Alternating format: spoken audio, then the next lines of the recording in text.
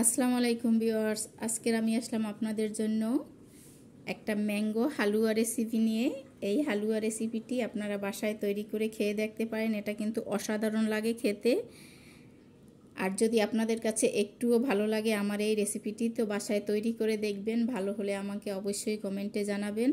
আর আমার চ্যানেলটি এখনও যারা সাবস্ক্রাইব করেন নাই তাদের কাছে অনুরোধ রইল আমার চ্যানেলটি সাবস্ক্রাইব করে দিবেন, পাশের বেল আইকনটি ক্লিক করে দিবেন, লাইক কমেন্ট শেয়ার করে দিবেন। আর ফেসবুক পেজ থেকে যারা দেখছেন আমার পেজটি ফলো করে লাইক কমেন্ট শেয়ার করে দিবেন।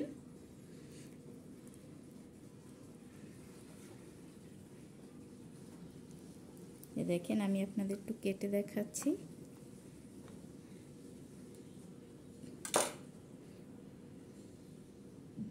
আপনারাও বাসায় এরকমের তৈরি করে খেয়ে দেখবেন।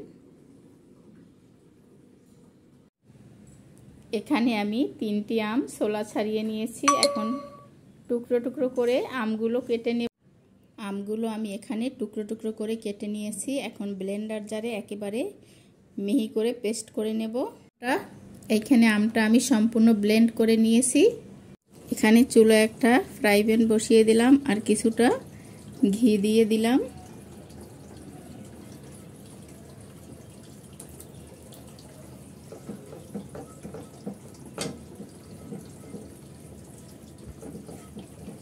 ঘিটা সম্পূর্ণ গলে গেছে।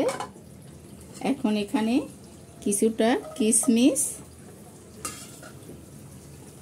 আর কিছুটা কাঠবাদাম টুকরো করে রেখেছি। আমি এগুলো হালকা একটু ঘির সাথে ভেজে নিচ্ছি। তবে চুলার জালটা একেবারে মিডিয়াম করে তারপর ভাজতে হবে।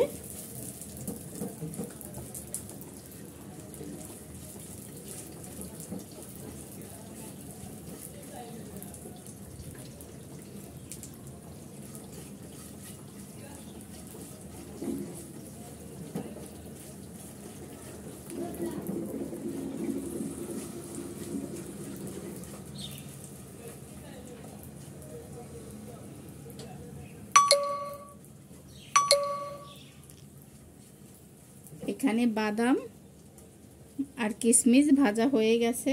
এখন এখানে 1 কাপ সুজি দিয়ে দিলাম। সুজিটা আমি ভালো করে লো টু মিডিয়াম আছে এই ঘির সাথে ভেজে নেব।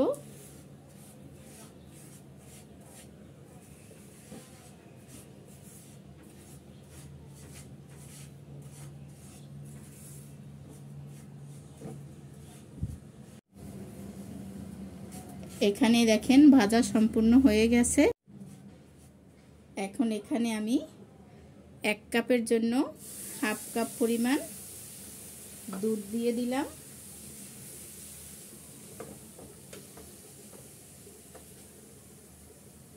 এখন চুলাটা কিন্তু একেবারে লো মুডে রাখতে হবে।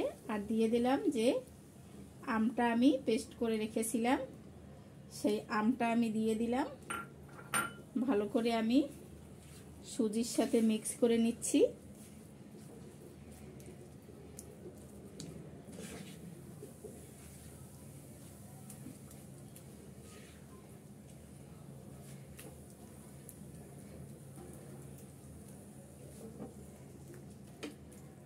এখন কিন্তু অনবরত নেড়ে চেড়ে নিতে হবে, তা না হলে কিন্তু লেগে যেতে পারে।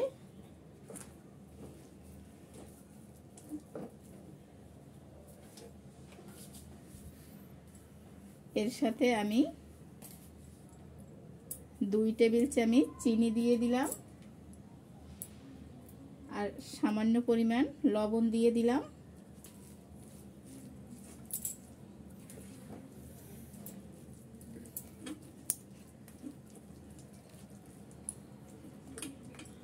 সম্পূর্ণটা আমি সুজির সাথে মিক্স করে নিচ্ছি।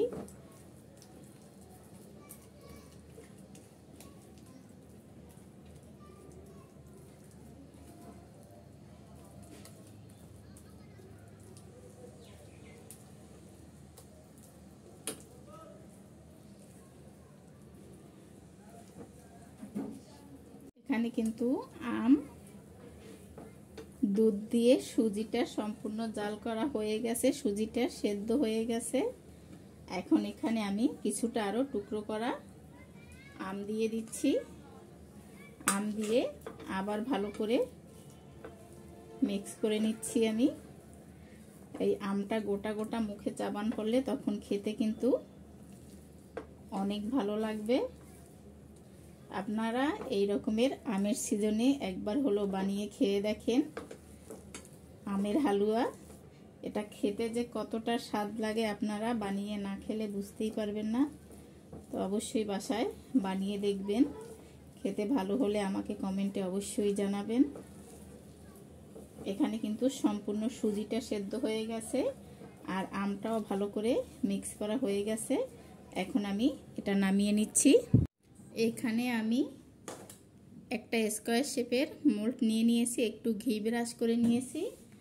আর এখন যে আমি হালুয়াটা তৈরি করে রেখেছি সেই হালুয়াটা চেপে চেপে এখানে আমি বসিয়ে দেব।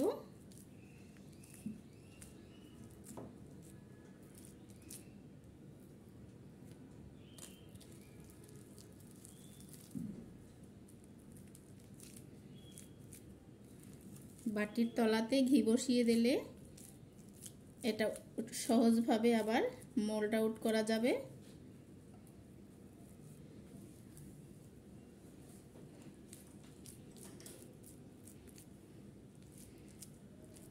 সমানভাবে আমি চেপে চেপে বসিয়ে দিচ্ছি।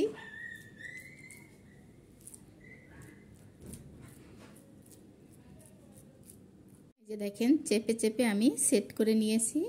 এখন এটা সম্পূর্ণ ঠান্ডা হওয়া পর্যন্ত অপেক্ষা করছি, ফিরে আসছি। তারপর এখানে দেখেন একেবারে এটা কিন্তু সেট হয়ে গেছে।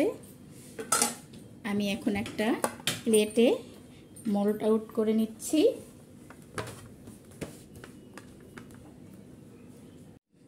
এই যে দেখেন আমি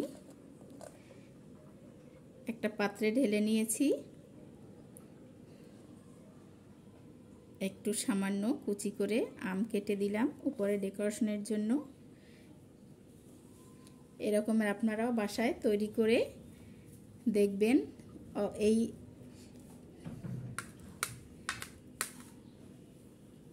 এখানে এরকমের ম্যাঙ্গো হালুয়া আপনারাও বাসায় তৈরি করতে পারেন, দেখবেন খেতে অসাধারণ লাগে।